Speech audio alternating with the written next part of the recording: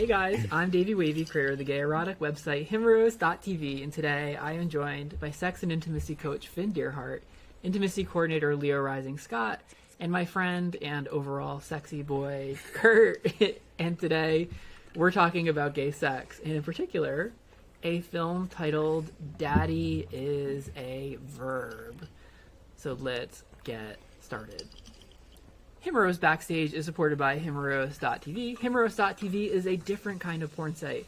Our videos are hot, but also grounded in better sex and authenticity. Plus, they'll give you the tools you need to increase pleasure and connection in addition to getting you off. At Himeros.tv, we celebrate dicks of all shapes and sizes, so I'm excited to kick off our big dick sale. Not really kicking it off. This is kind of the end of the month, so this is your last chance to get 9 months of Himeros.tv for just $9.55 per month. That's a 73% discount.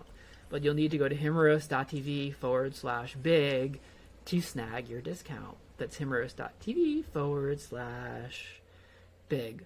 The whole time I was doing that, by the way, when we were in the car ride driving back, we did some sightseeing today. We were doing the Donald Trump voice. Yeah. And I was thinking, oh my God, it's so nice not to hear him every day. Oh, I'm sorry. But I was as I was reading that, I could just hear you're because it's Himeros.tv/big. It's the biggest. It's so big. Very big. That's my Donald Trump. Curt does a better one. God. I do a pretty good Donald Do Trump. it. I want to hear it. What should I say? You have to get close to the mic. Well, not too close. Yeah. Okay. It's the biggest. It's the biggest. It is the best. It is... No, let me tell you why. It is Himeros. the open mouth, perched lips. He does the upper lips. I can't do it. Yeah. I can't move my upper lip. Yeah. Yeah. Like that. Oh, flare your nose first. Curt, Flare your nose. Yeah, because this is a muscle. Oh. It's a muscle group. It works. So start with flaring your I just nose. did it. Yeah, yeah. Wow. I went to college. I went to school. Well, Curt, welcome to the show. Thank you. I feel very welcome. We had a fun day today. What did you say? I filled you with lobster, oysters, ice cream, oysters, and then bread, and then porn because we watched and then porn for dessert. Yeah. the episodes. It was a day of hedonism and gluttony. The hedonic treadmill. Yes, exactly. Yeah, Treadmill? and Curt lives an hour away from me in California. So we've been friends for a few years. Yeah. And also has the most beautiful legs that I've ever seen, which is not. It's a shame that this is a podcast, so you guys can't really see that. But anyway, hey, LeoRising, it's been a minute. How are you? It's only been a week. Yeah, I'm you're fine. So I was like, what? I'm great. He misses you, LeoRising. Yeah, why don't you just say that? Just say I miss you. I miss you, LeoRising. I also was sad because last week you weren't here for our discussion about OnlyFans. Oh, You were the person that broke the news about OnlyFans.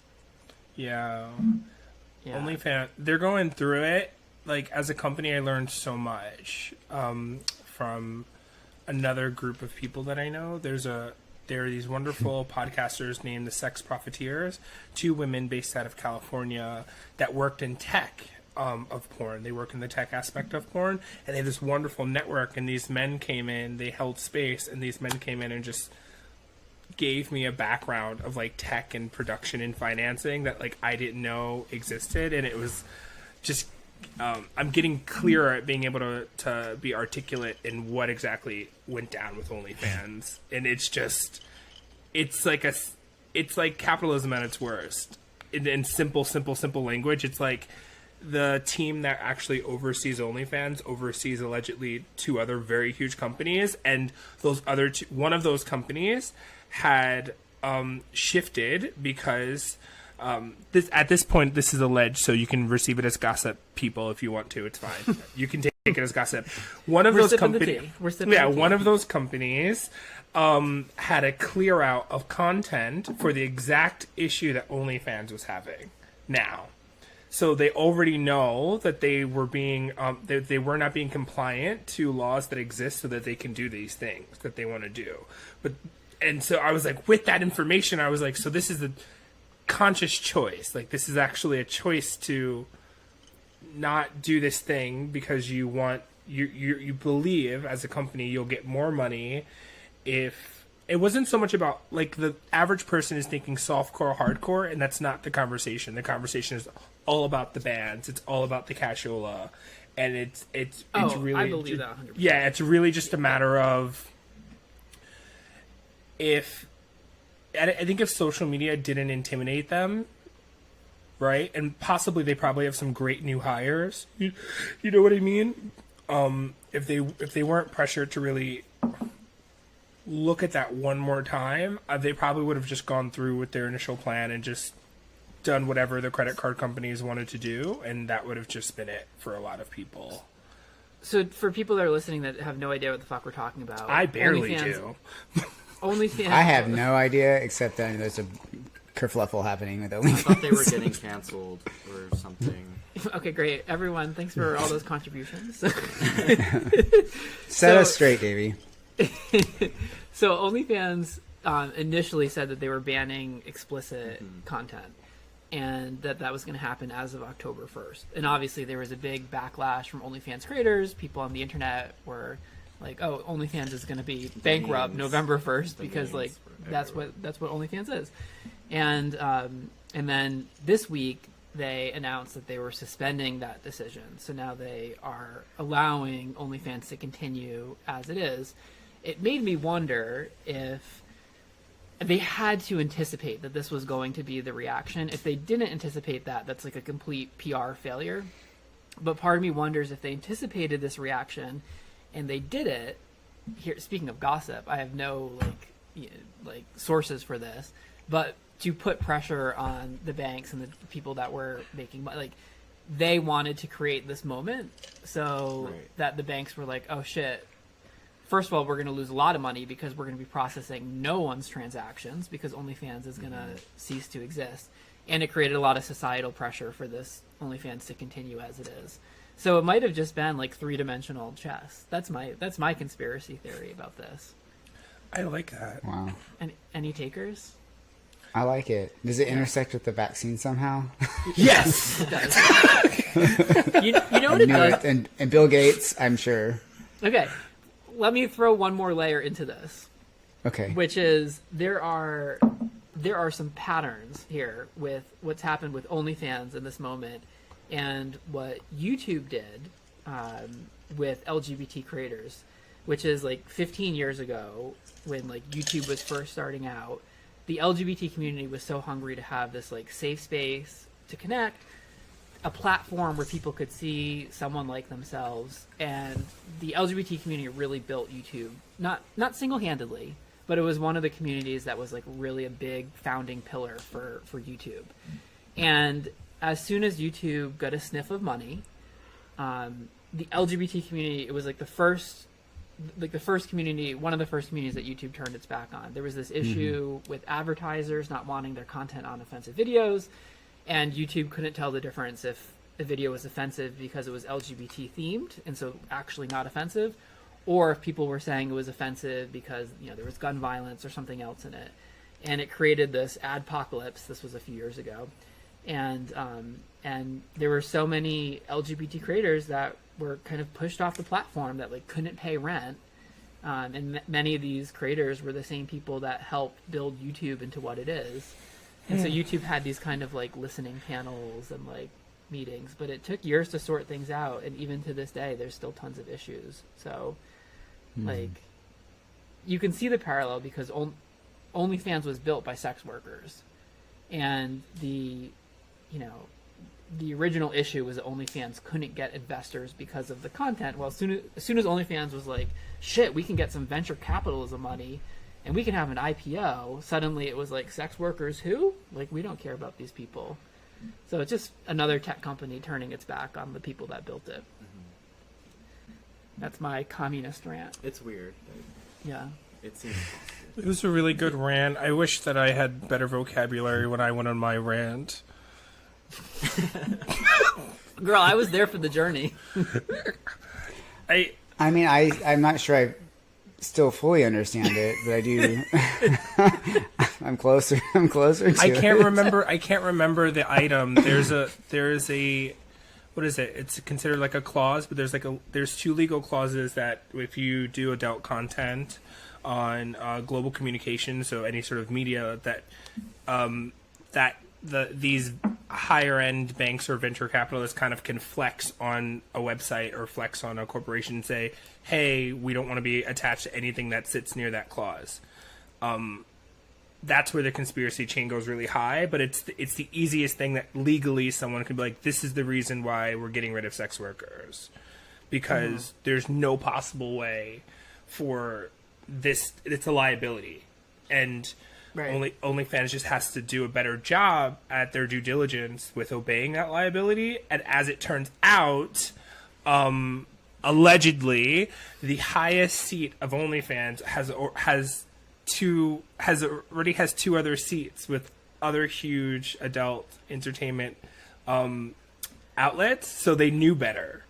So Davey's theory of this could have just been interesting PR sits really close, because it's like, I hope that it was that, because if you had the seats that you allegedly had, why would you even play with that? There's going to be a film about this someday. I was thinking this week. I was like, someone needs to write this. There's going to be a documentary that's going to come out, like what really happened and transpired over these last few weeks. I think it's more than meets the eye. All right, wait. Do you think it needs to start with like Adam Driver playing the head of OnlyFans, and we happen to follow like a Bella Thorne type person? Or no, it's like Adam Driver jerking off and seeing how much money he's making, like his bank account, like the coins are just coming in. That's what it should start with. And he's like, oh, that's the opening of it. Yeah. Who's Adam Driver? Oh my god. I told you, Finn. Who is Adam Driver? Finn goes, who's Adam Driver? In the car, we were playing this game today. I don't know who that was. You don't know who Adam Driver is? No. Oh, okay. Well, Curt was showing me pictures of like music icons, and he wanted to see if I like knew who they were. And I was like, stupid. I have no idea who anyone is. And I was like, oh, Finn would be also like failing. Who were you showing me? You got like a 30%. Dogecoin? I showed him Dogecoin? Dogecoin, yes. No. I showed him Doja Cat. Doja Cat. You know Doja Cat. Girl. Bitch, I'm a cow. She didn't. Yeah, I don't. sung it to I him. didn't He recognize didn't know. her. I know the song, but I didn't recognize the yeah. individual. I showed you quite a few people. Yeah, I got the boys. The boys, He got all the boys, and then he got some of the older like Celine Dion. I icons, know like who Celine Dion. Okay. Yeah, I would get the older ones too. Yeah. Yeah. Okay, so switching gears, but we have some questions for you all. Finn this week was circulating some questions for an upcoming project, and I wanted to use a couple of the questions as a little icebreaker game where we each get to answer them. So, the first question is, if you could change one thing about yourself, what would that one thing be? Who are you asking first? It's Finn's question, so I feel like Finn should probably kick us off. Well, in the context of the project, or like just in general? Well, to make it interesting, I think something that's like, well, I think it would have to be related to like sex Okay. or sexuality. I or would- something. Yeah, I would do away with all my inhibitions. Really? I would just, yeah. But like, what if you'd Why- probably get arrested? You'd be like running down the street naked, jerking off. No, Maybe the no, because I inhibitions, don't like, have the serve a desire to do that.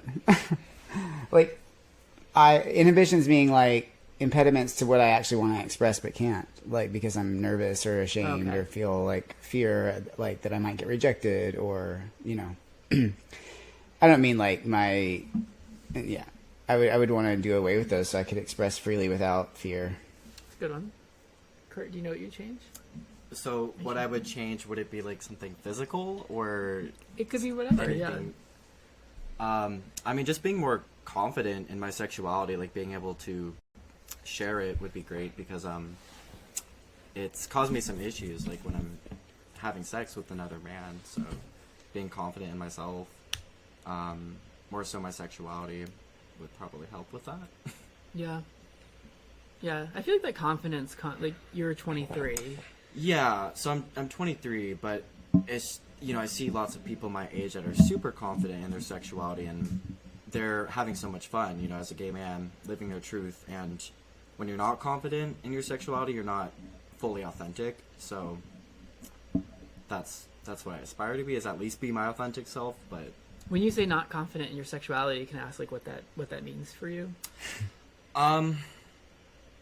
I mean, I think that just came with how I grew up. Like, I didn't go to, like, the most open high school and stuff, so I was always kind of, like, I don't know, just, like, the weird kid, like, the loner, so that makes you not confident. Especially when you're going out into the adult world, you're like, okay, I have to present myself now.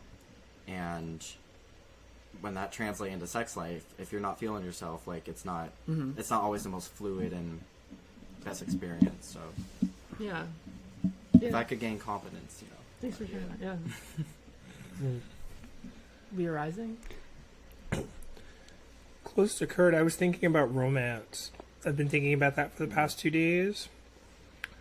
And I had like a very lazy sentence that I made about other people in relation to romance. And I was like, oh, that's so silly. That's just me. Because if I was dating me, I'd be so romantic. And so if I could change something about myself, because I would be a lot more romantic with myself earlier in my life. So that whatever cadence that belief snuck up on me on like Tuesday morning, it wouldn't even arrive in my 30s, because I would have practices to romance myself. I would visit that earlier. Yeah. Yeah, that's a great answer. All right. And you? Yeah, I wasn't okay. I was going to go on to the next one. It's like, all right, next question. Oh, I wouldn't change anything about myself. No, I'm kidding. Okay. Yeah. I wish that I was more easily excited around the idea of monogamy. Like, it has zero appeal to me, and I think that like it would be cool if that was an option. Not that I would necessarily like use that, but like for me, it's not even on the table. Mm-hmm. It'd be cool to like explore what that was like to like have sex with just one person for a period of time. Why do you wish that you could be more excited about it? I'm not sure I understand that part. Because I think there's something really beautiful about, like, I basically triangulate in all my relationships. That, like, if I'm dating someone who only tops and I want to fuck someone, I can triangulate and, like, get that from someone else. I think there's something really beautiful about the tension of just, like, having all of that between, like, two people. Like, figuring out ways to, like, navigate your needs and your wants, like, that it would be really challenging, but, like, also really fun. And but that experience is just, like, so unavailable to me.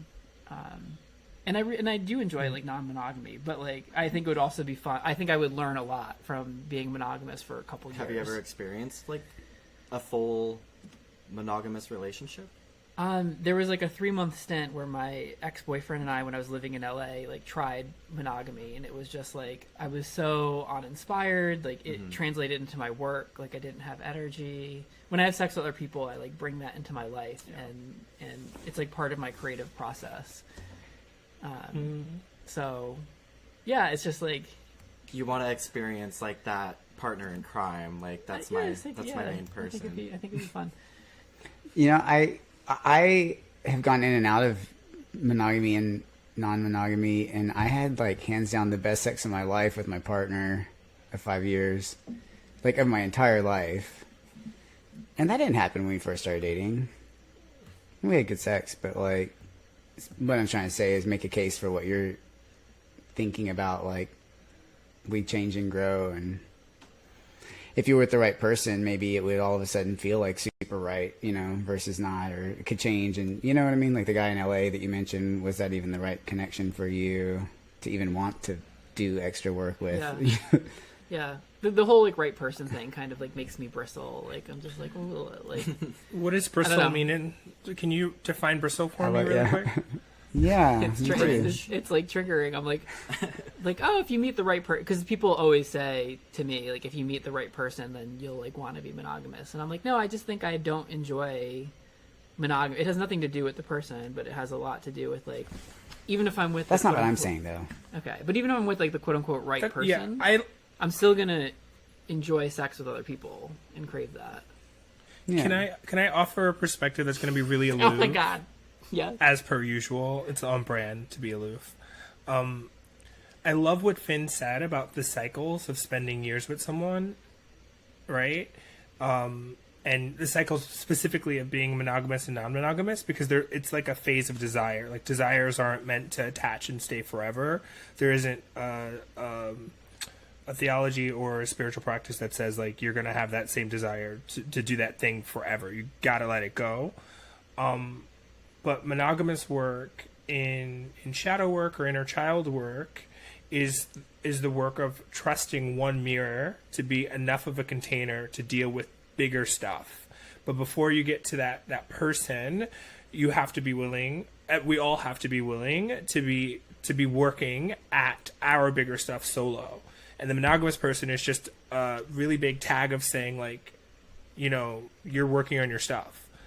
So what usually ends a monogamous relationship is someone is struggling to work on their individual stuff, and as it's presented to that main mirror, that major mirror, this is the whole mirror of the universe, this is who you, like you said, can handle it, is saying back, in however the vernacular they're saying it back, you're not doing your work, you're not scrubby clean, something's off. And that accountability, that fucking sucks, because remember, I was married, right? And I went into that thinking monogamy, and my partner taught me there is a cycle of non-monogamy within them they couldn't articulate, right? So in healing that and not being angry about cheating, and I can't even hear episodes of Maury and Jerry Springer. I can't even look at meme. Like I have to like heteronormative non-monogamous pain I can't even look at, right? Because in 2021, it's very hard to find within this 40-year age demographic on this podcast, like 4 decades, I meant to say, it's very hard to find like people, our elders and our peers that are having monogamous peer-to-peer conversations, right? We're pretty open. So think about the work that you're ready to do for anyone listening, and evaluate, get the clinical support, spiritual support, whatever holistic support you want around the work that you want to do, and then make a contract with synchronicity and your lived experiences that it shouldn't take more than one person to mirror back the great results of that work. Aside from you knowing it yourself, it shouldn't take more than one person. It's great if it does, but if you want to practice monogamy, we have to figure out, and we're flowing as we say this, right? We have to figure out that it's going to look a little different for us in our community. I'm done with my TED Talk. My desire to practice monogamy is not my TED Talk. My desire to practice monogamy is not greater than my desire to get many good dicks.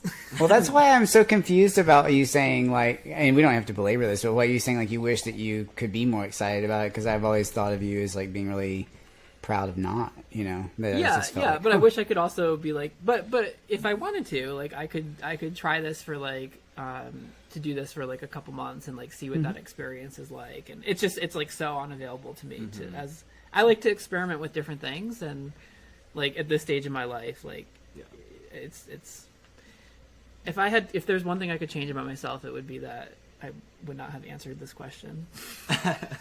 Are you serious? Oh, it's so beautiful, and especially following romance and confidence and oh my goodness, I love inhibition. I couldn't think of it. Thank you. I was like, I knew it was something like dirty and fun. I was like, I can't remember what it. I thought it was great, Davey. Okay, one more question then. This is question number 2. All right, we'll do the same order. What would you tell your 20-year-old self about sex and eroticism? So, Curt, I know this is going to be hard to imagine, but 3 years ago, what would you tell your 20-year-old my 20-year-old self was in the closet and was preaching at Luling, Texas. and courting a woman. So I would go back and say something to the effect of, it is going to hurt really bad, but you're going to be okay, to come out. Because I was just like, really couldn't, I always felt like it was behind me, like chasing me. And I was like, no, I couldn't be gay. Not really. Like, maybe I just like think about it a lot. And that's why it seems so exciting, because it's so taboo. I just had all these like mental gyrations around making sense of it. Do you I think was afraid of the pain. Do you think you would also tell yourself, your 20-year-old self, like something? Because this journey that you went on, like discovering your sexuality, like you got married, you had a wife, like she was impacted by it in a way that like, she has a certain amount of pain around. Like, do you think you would like ask yourself to like maybe take a different path, or like think about, I don't know, like, is that a... Yeah. Yeah, you mean like gently suggest? Yeah, like maybe yeah, I like shouldn't pull her listen, you into really this. do. Yeah, no, what you did yesterday outside the apartment complex with that guy isn't just a fluke. That was like, that was like I was living a double life. And what I mean by it's gonna hurt, like, yeah, it hurts to let go of our illusions. Yeah. I was really invested in this illusion for a lot of reasons, but yeah. Yeah, but I guess what I'm trying to say is like there's kind of like our journey to discover our sexuality. Like sometimes there's casualties along the way that are other than ourselves. And like I dated a girl in high school, and when I broke up, I didn't tell her that I was gay until several months later. And she was really relieved, and she was like, I thought that you wouldn't kiss me or have sex with me because you thought I was too fat or that I wasn't pretty enough, and like all these things that she had like built the story. And in actuality, just because I was like a little homo kid and she was like my beard, but I wasn't considering like what her experience was on this journey, Yeah. Yeah. You're taking that from my wife, then, is what you're saying. What's that? You're taking that from my wife. Yeah. Yeah. I applaud what you're saying. I would encourage him to like, don't get married. But I mean, also too, like, I don't know. We learn how we do. Don't do it. Don't do it. Yeah. Kurt, what would you tell your 20-year-old? Your 3 years ago. I would have told myself to not confuse a hookup with being in a relationship, or just to not get too emotionally invested in some of the people that I've had sexual encounters with, because it led to lots of hurt and stuff that I could have avoided. But I feel like when you're younger, you're definitely a lot more open, and so especially I was kind of a late bloomer as far as exploring my sexuality a little bit. So when I was 20, I know it was only 3 years ago, but I was definitely still just at kind of like the beginning of having sex with guys a lot. And so there's a lot of emotion involved in it for me.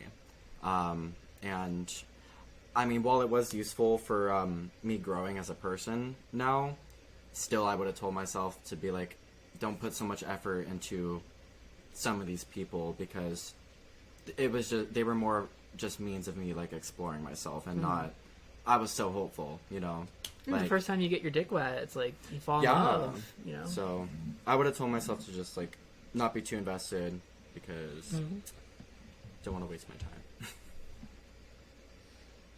Yeah. LeoRising? Similar. Yeah. Yeah. Yeah, 20s were, oh man. Yeah. It was interesting. It took me a while to get out of the suburb into the city. So I didn't really hit the city until I was like 21, and like really was able to like be an adult in the city. So you do, when you have limited resources of, friends to have friends with, that occurs.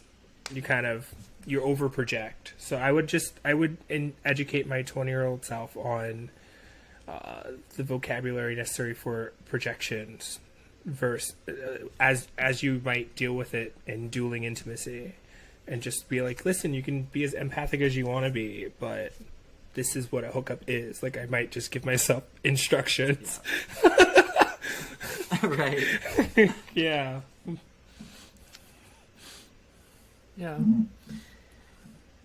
I feel like I would just I feel like I started my kind of more like the tantric aspect of my journey like in my 30s, and it would have been cool if I had like I probably wasn't ready for any of this, when I was 20, but it would have been cool if I was able to start that journey a little bit earlier. Maybe suggest to my 20-year-old self to start give my 20-year-old self like a suggested reading list that could maybe start to open some of those doors a little bit early. Like what doors? Like the kind of tantric stuff that like exploring connection and intimacy like at a deeper level, like some of the conversations that we have here. Like if I was, instead of having realizations at 45, like, I mean, I'm 38 now, but like when I'm 45, like I could have those realizations when I was 35. I was like, he slipped. He thinks of himself as 45. Yeah. Or I would tell myself when I was living in New York City for that summer when there was that hot, straight Australian man that was like standing on my front steps that like wanted his dick sucked, I should have done it. Right. No. That was just a specific thing that happened. I would have told you to do that too. He told you he wanted that done? Yeah. Okay. He was, And like, you didn't do it. Yeah, and I didn't do it. And I like... Why? My boyfriend was upstairs, Oh. and afterwards when I talked to him about it, he's like, you should have brought him upstairs. Like, totally would have been hot. But I was like, nervous, and it's my biggest regret in life. That's not true. All right, so we have a few things to cover today. We have an erotic video, and we also have a behind-the-scenes video. Let us start with the erotic video. It's titled Daddy is a Verb, and it features Ebor and Oliver Hunt. This video was filmed by Ed and written by Finn Deerhart.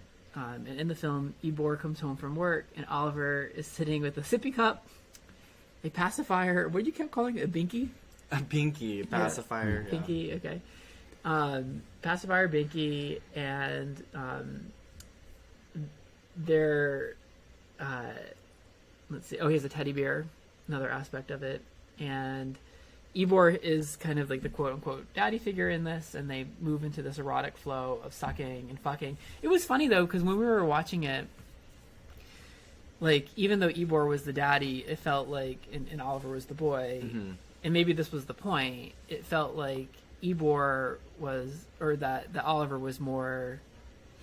The boy was more the daddy. The daddy. And so maybe that was the point, was kind of because he was like nurturing the daddy, which is maybe why daddy is a verb. Anyway, here's what Finn wrote about the concept.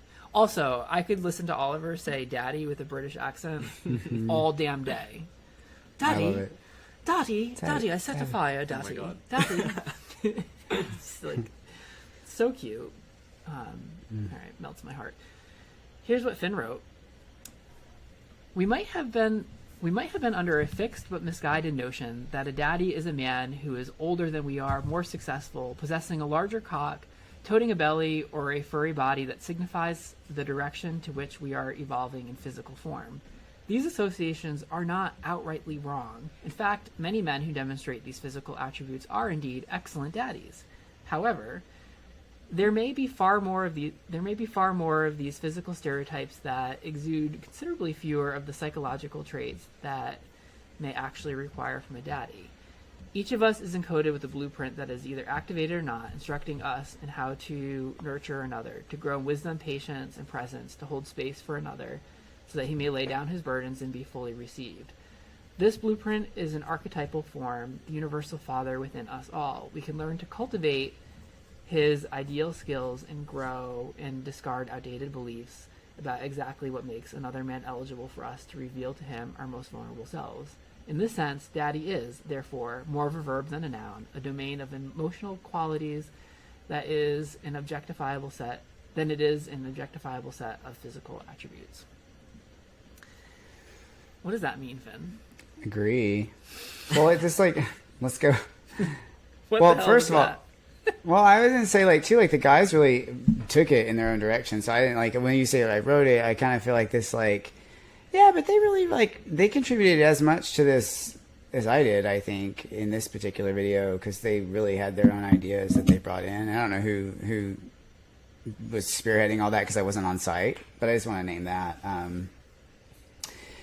I think in common vernacular, what that's saying is that people are like, oh, he's a daddy because he's whatever, his physical attributes. But I think that's only a superficial rendering of what daddy is, like, to me, it's more about the qualities that someone might exude, and specifically when people look at a guy in his 50s or whatever and think, oh, he's a daddy, they're assuming that means some sort of qualities anyway. It's not just the physical form. That's why if we have sex with somebody that looks the physical part and the sex doesn't feel like what we want it to feel like emotionally, it's because the qualities weren't there. So just want to raise that question, because the daddy son thing is a notable, polarity in the queer community, and I think for a good reason, because we have a lot of father injury. But I kind of feel, my personal opinion is that a lot of guys are misguided because they're looking for it superficially. They're not looking for it within their own selves necessarily, or we all, because I've been there too. They're looking for it in physical constellation only. So are you saying that they should, instead of looking for daddy in an older guy, a furrier guy, or whatever, that they need to look for the daddy in themselves? In themselves or in that man too. I'm just saying, don't just stop at the physical. I've a lot of men in their 50s or older that have tried to come on to me that I've just felt like, you know what though, but I really think of you as a boy because of how you act or how you communicate or how you're talking to me or what you assume about, just. I think that it's more about the quality and the dynamic. So the daddy son is an archetype piece, and it's bigger than just oh, he's older, he has a belly, or he's hairy, or he makes a lot of money, or these things are just kind of superficial. Kind of it's like kind of a stereotype, like blondes have more fun. I mean, it's kind of stupid. We do have more fun. Girls just want to have fun, right? LeoRising, can I ask you, what is a daddy to you? Oh, Finn completely encapsulated how I would, or what I would look for in a cosmic vessel, the daddy. It kept freezing the computer, or else I wanted to read it again. I thought it was I thought it was a perfect write up. We could even take off the top part, and you could open with the second stanza in Switzerland, and then hit him with the porn. It'd be you'd have women and men just crying because everyone would just understand that quintessential part of themselves that they may deny. Right? There's a lot of father wounds that exist, and that translates to semen wounds, and that translates to who emits the semen? Men. So then it turns into men wounds, and so there's these categorization of what's the best kind of man, what is the monogamous man, what is the excuse of a man, what does a bad man look like what is a bad daddy, what is a bad boy, why is this 50-year-old not doing well enough in his life? Because mentally he's a boy, something didn't mature in him. Does maturing mean that you have to be a daddy? Do you have to be a father to be a mature adult? No, but can you have traits that someone could, a community, I want to say community more than another person, could identify and relate to, and it could be this is a fatherly trait, you're a great leader, and you organize well, and you're present, and so then you get to work on that. I've met many older men that have boy mentalities, that see the daddy in me, and they're I want to be your boy, and I'm you're 60. It doesn't compute, but it does compute. It makes so much sense. Conversely, have you met younger guys that you're oh, and he's daddy? Why'd you point? I did it with my partner. Yeah, I have. Yeah. Finn, your partner feels like daddy? Sometimes, yeah, it's a role, is what I'm trying to say. I mean, that's a great example. Yeah, it is a role, and sometimes he's baby monkey or whatever, but he's definitely sometimes daddy. Yeah. Curt was it's not a fixed spot that you can reside in, and it doesn't need to be. Yeah, Curt was saying that people call him daddy, and I was this is the same thing that happens to me in Palm Springs. And when they do that, it's always based off the physical attributes. They always call me daddy. But like you guys were saying, I think it is also more of a quality and trait thing. But my response was daddy. I was you're not a daddy. You're 23. And this is the same thing that people say to me because I regard myself as a daddy. And of course in Palm Springs, which is Daddyville, where guys are 20, 30, 40 years older than me, they're you're not a daddy. You're a boy. You're barely to you. Yeah, to me. Whoa. They do the same thing to me that I was doing to you, and I was like, oh, okay, like it's not. It all becomes very relative, and if you're just making it about age and experience, like you're kind of selling yourself short. Like that can be a characteristic or a dimension, but I think the point is that like there's obviously a lot more going on. It's describing more your role, like when you say you're a daddy. Is that what it is? Yeah, like the holding space, the nurturing. Yeah, not to name drop. Please, however, name drop. Okay. When we think about celebrity daddies, celebrity gay daddies, I would say that Anderson Cooper comes to mind. Why? Why? Because I have a relevant story about him. But people call him daddy all the time. Like he's like the silver hair. He's distinguished. He's very successful. Like he embodies a lot of the kind of outward characteristics of daddy and some inward characteristics of daddy. Inward. I think so. Yeah, I think he holds like a presence that's like that's daddy. Anyway, I don't know if I've mentioned this on the podcast, but I never go to parties. I'm never invited to parties. Not interested in parties. However, I went to Anderson Cooper's house for a party in the West Village in New York. Not friends with Anderson Cooper, but I'm friends with someone that is. And I was doing this project for an app called Daddy Hunt, where I had to go on this like daddy date. And so I was talking to Anderson Cooper, king of the daddies, about daddies. And Anderson Cooper said, and I quote, "Daddy is a state of mind." So this is the word of the Lord. Amen. I'm not gonna amen Anderson Cooper, but I appreciate his That's sentiment. Yeah, you don't need to, but You might need to call Daddy back. so I'm curious how you all felt about the pacifier, because Curt was like, "Whoa, there's a pacifier!" Also, it was a stuffed pig. It wasn't a stuffed bear. It wasn't a stuffed It was a bear. pig. Oh, I thought it was a Little Pokemon. piggy. Oh, Pokemon. I thought it was a Pokemon. No. Okay. It was a Wooloo, maybe. I don't know. Was anyone uncomfortable or triggered by the pacifier, and why or why not? Oh, no. It was a decision. Okay, so Finn's point was we did not write it in the script. And, Yeah, and I wonder who made that. we're going to wash our hands of this. We were not there in that shoot because it was in the UK. And they wouldn't let us in due to COVID restrictions. But it is always fun for me to see how it's going to be interpreted. Totally.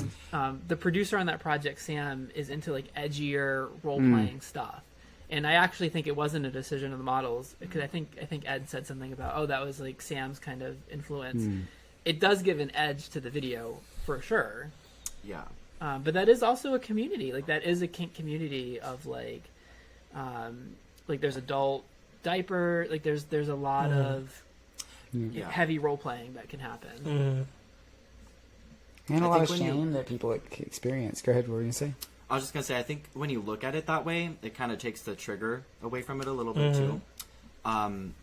Because you're just interpreting it differently. Like, when you see it point blank, like it's the first thing you see, you're going to think of it like, what the hell's going on? And then, but, you know, like you were saying, there's lots of kinks that revolve around that sort of relationship. So, the trigger went away after a little bit. Yeah. So you're saying you started to like it? No, I meant the literal pacifier went away. He made me stop at Took it CVS out. on the way home. He's like, "Can you just get a binky for me?" Can I get a binky and whack off? Yeah. I thought it was called a binky too. No, I think I've heard. I mean, isn't that what men do when they suck dick? I mean, come on. What? pretty much. That it's like a binky. It's an oral so large. fixation. It's like counteracting anxiety. Yes. You're pushing it. No, I think It's like a- Reel when it we back. suck on Reel it someone's back. when we suck on someone's nipples, I think that I was saying this to a friend the other day. He was like, you're telling me that when I suck on my nipples, like the reason that's imprinted on me is because when I did that with my mom, it brought me a lot of comfort and I felt safe. And I was like, yes, I do think like the reason why a lot of people suck nipples is like because that imprinted on us. And he was like, is that why I suck dick too? And I was like, no, that's because you're a submissive bitch. Like that's why you love sucking dick. But yeah, it's I different imprints that it's. Do you agree, Finn? No, I think that oral fixation is definitely a child state that we're reenacting, and it's like a soothing thing. Anxiety overturning. I mean, all fixations, like putting things in your mouth. It's a lot of times it's about anxiety. Don't I mean, you think I have an oral fixation. don't you think though, like when you like sucked on your mom's tit, like it was you felt safe and comforted and like and that was everyone wasn't creating- breastfed, so you have to adjust. And that's the how I language. feel when I suck dick, though. To be honest, You feel like comforted and totally safe, comforted, nurtured, younger. Even if he's younger than me, I do. These are the places you go in the head. I mean, people go other places. I don't know, but I definitely feel like younger when I suck Sam's dick, and he's younger than me. maybe you're getting his elixir out. You're like through osmosis, you're getting his youth. I think that's why I have good skin, is because the guys I hook up with are generally younger than me. They wake up the next day and they're like, watch out, tomorrow you're going to be like 5 years older, and I'm going to be like, I'll have a few less wrinkles. It's like a vampire situation. Yeah. I'm just saying. Yeah. All right. Any other thoughts on the video? I want to read a couple comments. And then we have a second little video to talk about. Brockby says, I appreciate Finn's comments and agree that the stereotypical role associated with the daddy lacks the nuances of reality. Oliver and Ebor's interpretation is not where I would have taken it, but I appreciate how fully they embodied the interpretation. Well done. John says, by no stretch of the imagination can the beautiful Ebor be classified as a daddy. I'm like, I think you might have missed the point on that one. And then Tulsa 7 Plus says, I think John's comment exhibits the mindset to which this video is reacting. If daddy is more about how one acts than his age or physical characteristics, then this video rings true. I think the way it plays with the stereotypes regarding older, younger, and provider recipient is engaging and surprising. Also, we should mention that the boy fucks the daddy. That happened, which kind of, that's why I was like, I feel like the boy was more taking care of the daddies. Well, yeah, and that's why it's a verb. He was doing the daddy thing. So it was like operating on a lot of levels. Okay. Yeah. Okay. I think. Yeah, he got it. Corn Picker says, I'm a daddy, but I always enjoy being daddied whenever it happens. Amen. Okay. Next thing I want to discuss is we posted something a little bit different this week, which was a behind the scenes video on Coach Nick. There's 3 videos in this series, and it's going to be something that we continue to do on future projects. Clara was the producer on this, and she's this lovely filmmaker from New York. And I think for me, it's like important because it's just, I was saying to Finn earlier, it's like so hard to communicate like what happens on a set, or like what's kind of the magic that goes into our videos. And you kind of see the end product, which are cool, but the process is like just as interesting. And this was an effort to kind of connect people with that process, and also to introduce Coach Nick, who wrote the concepts for our upcoming Sacred Sex series, which I think comes out September 6th, the first video, Baptism. And also just to get people excited, just get them excited about like what we're doing. And this video will be on YouTube in a few weeks. So it's 6 minutes long. There's a lot packed into it. If you're not a Himeros member, you can still go to Himeros TV and watch it. In the trailer section, you'll see the full length video, so you'll still have access to that. I encourage you to do it. There's a lot packed into it, but if I were to summarize it quickly, it's basically Nick explains how the religious experience that a lot of gay men have can be trauma, being told that you're disordered because of who you are, or who you love, or who you fuck. That is trauma. And this series, Sacred Sex, is about reclaiming like those images and symbols and our bodies for ourselves and for the sex that we're having, and in doing so, healing some of that pain. And there's a lot of touching moments in the video, including where the models open up about their own religious experiences, and you kind of see some of the weight that a lot of us carry around. LeoRising, I'm curious, in the video, what, if anything, surprised you, or what you were able to take away from it, or if you enjoyed it. I don't think what are your anything. general I don't think anything surprised me, but that's not to say that it wasn't stimulating, and it was bright. It was very bright to watch. Having worked with a lot of the people that were there, and seeing that they're having success and progressing through the topics that they're progressing through, specifically like Nico, right? Like, he's an immense emoter. He will emote. Troy was there. I think Jack was in the video as well, right? And this,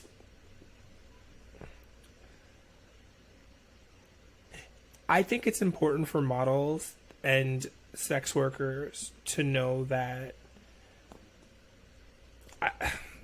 my assumption is that oftentimes that there is a release on some of these shoots, because there are workshops in most of these shoots that I've experienced, right? So I think that there's emoting because these are the artists that are capable of having a holistic experience doing this erotic art, doing this work. I don't know.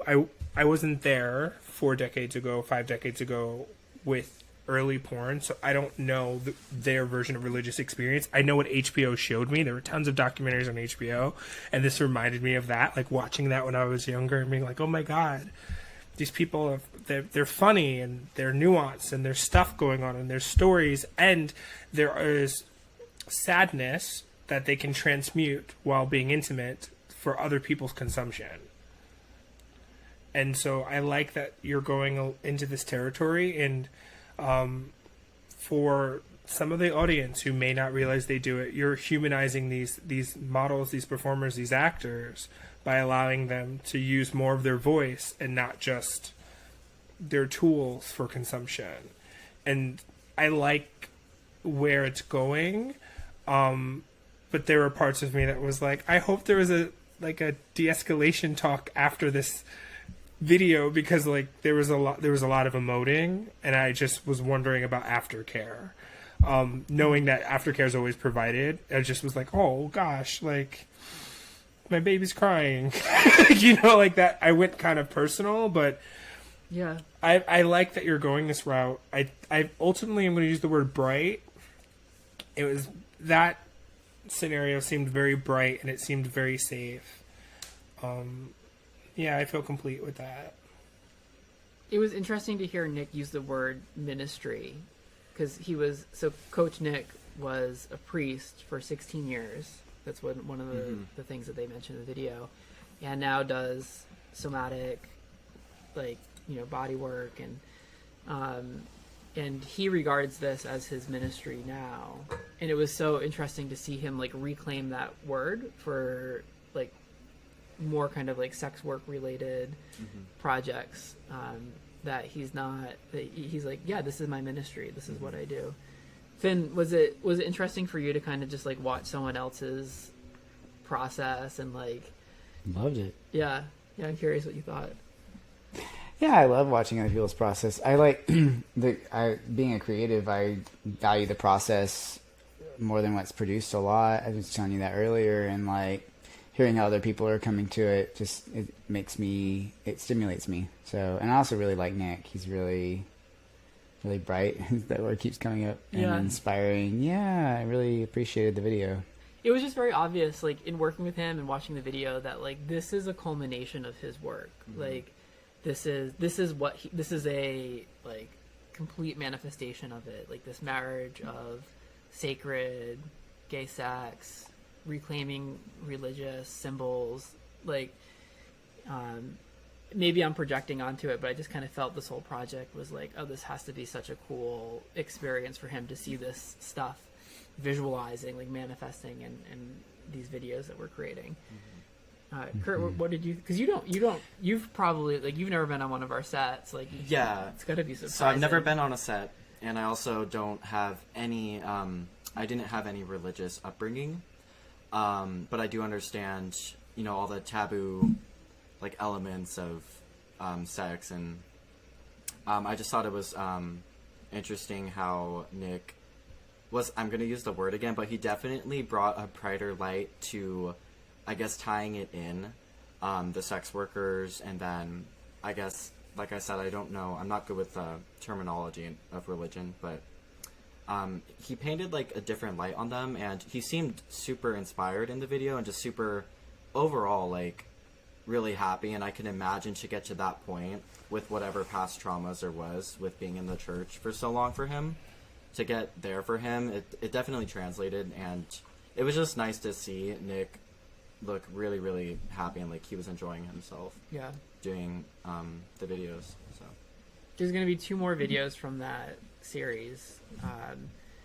So there's a documentary about Ray Dexter, who's one of the models on the shoot.